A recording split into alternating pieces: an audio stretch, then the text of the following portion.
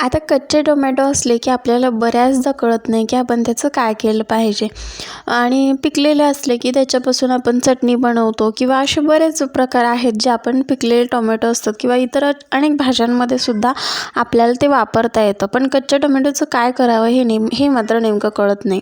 तर इथे मी 2 ते 3 टोमॅटो असे बारीक कट करून घेतलेले आहेत, जे कच्चेच टोमॅटो होते. आता मी कट करून ठेवलेले आहेत, कारण स्वच्छ धुवून कट करायला वगैरे थोडासा टाईम गेला असता, त्यामुळे मी हे कट करून घेतलेले आहे. तर आपण डायरेक्ट फोडणीसाठी तयार केली. तर तेल गरम झालेलं आहे. तेल गरम झालं की त्याच्यामध्ये मोहरी आणि जिरं घालून घ्यायचं. मोहरी छान अशी तडतडून घ्यायची.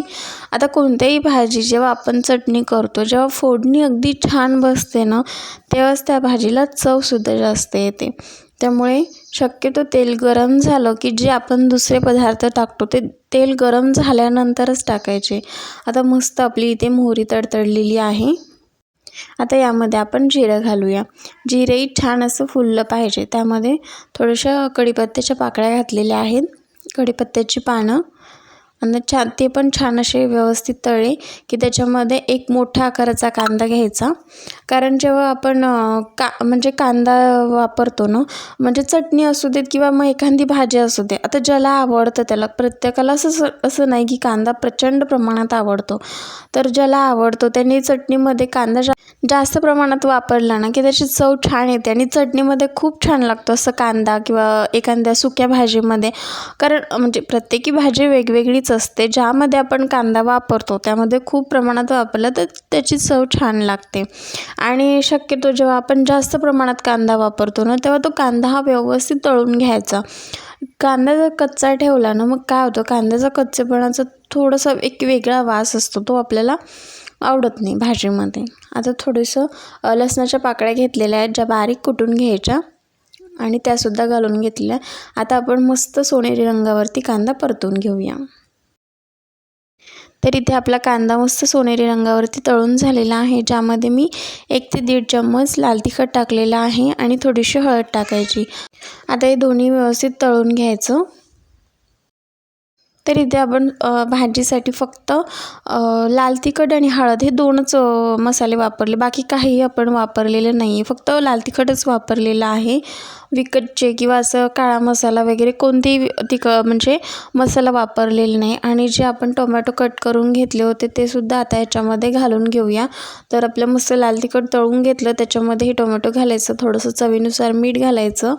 आणि मीठ तुम्ही कमी जास्त करू शकता, कारण शिजल्यानंतर आत्ता काय होतं, भाजी जास्त दिसते पण शिजल्यानंतर तिचं प्रमाण कमी होतं आणि मग ती खारट होते. त्या हिशोबाने मीठ चवीनुसार थोडं कमी घालायचं.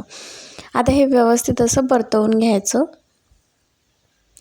तुम्ही बघू शकता, छान दिसायला सुद्धा खूप मस्त दिसते आणि चवीला सुद्धा ना खूप छान लागते.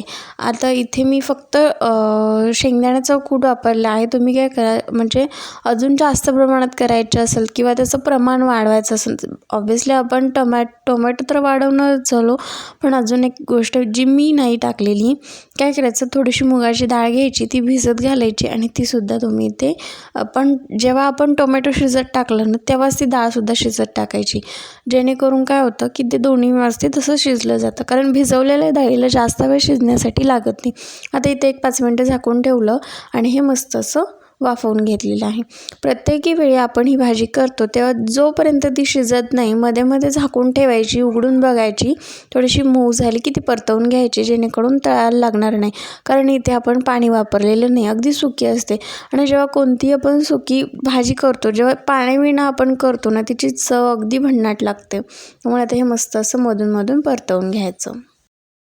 तर इथे आपण ना टोमॅटो शिजवून घेतलेले आहेत.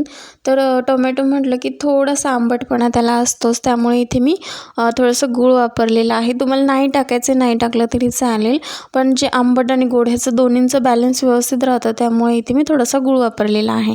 आता हे गूळ टाकून सुद्धा मस्त असं शिजवून घ्यायचं, परतवून घ्यायचं एकदा. आता इथे बऱ्यापैकी आपली भाजी शिजत आलेली आहे, त्यामुळे 2 चम्मच शेंगदाण्याचा कूट वापरलेला आहे. शेंगदाणे भाजून घ्यायचे आणि थोडेसे असे भरड करायचे, म्हणजे खूप असं बारीक नाही काढायचं आणि खूप असं ठोकर पण नाही, म्हणजे जास्त जाडसर पण नाही ठेवायचा, म्हणजे थोडंसं म्हणजे बारीकच ठेवायचं, जेणेकरून जेव्हा ते आपण जे खातो ना तेव्हा जे दाताखाली जो जाडसर कूट येतो ना त्याची चव खरंच खूप छान लागते भाजीमधली. त्यामुळे थोडंसं जाडसर ठेवायचा आणि आता हे मस्त असं परतवून घ्यायचं. तर इथं आपली बऱ्यापैकी भाजी ना तयार झालेली आहे. आता खूप जास्त थोडी नसेल शिजली तर तुम्ही झाकून ठेवू शकता, पण खूप जास्त प्रमाणात किंवा गाळ न शिजवता ही अशी शिजली तर चवीलासुद्धा छान लागते आणि चपाती असू दे, भाकर असू दे, आपण ही व्यवस्थित अशी खाता येते. आणि शक्यतो ही भाजी ना मस्त अशी झणझणीत बनवायची, त्यामुळे काय होतं की म्हणजे ज्याला तिखट आवडतं त्यासाठी, बाकी ज्यांना खूप कमी तिखट आवडतं ना त्यांना जसं आवडतं त्याप्रमाणे भाजी बनवू शकता. बाकी ज्यांना तिखट आवडतं ना त्यांनी झणझणीत बनवून मस्त अशी तिखट करायची, त्यामुळे भाकरीसोबत ना खूप छान लागते. तर इथे आपली मस्त अशी टोमॅटोची भाजी तयार झालेली आहे. अगदीच झटपट होते, तुम्ही टिफिनसाठी सुद्धा सकाळच्या घाईमध्ये पटकन ही तयार करू शकता. खूप जास्त मेहनत नाही, साहित्य नाही, अगदी साधे, खूप जास्त असे मसाले पण नाही, एक साधं आपलं लाल तिखट आहे आणि मस्त अशी तयार झालेली आहे आपली टोमॅटोची भाजी. आता ही तुम्ही टिफिनसाठी दिलीत चपातीसोबत पण छान लागते, किंवा भाकर असेल तर भाकरीसोबत पण बऱ्यापैकी छान लागते, किंवा तुम्ही तोंडी लावण्यासाठी सुद्धा ही करू शकता. तर बघा मस्त दिसायलासुद्धा खूप छान झालेली आहे आणि चवीलासुद्धा, कारण त्याच्यामध्ये आंबट, गोड, तिखट असं छान बॅलन्स होतं ते. तर तुम्ही नक्की एकदा ट्राय करा आणि कशी वाटली ही कमेंट करून नक्की सांगा. व्हिडिओ संपूर्ण बघितला त्यासाठी मनापासून धन्यवाद. असंच भेटूया एका नवीन रेसिपीसोबत जी नेहमीप्रमाणे साधी आणि सोपी असेल. तोपर्यंत बाय.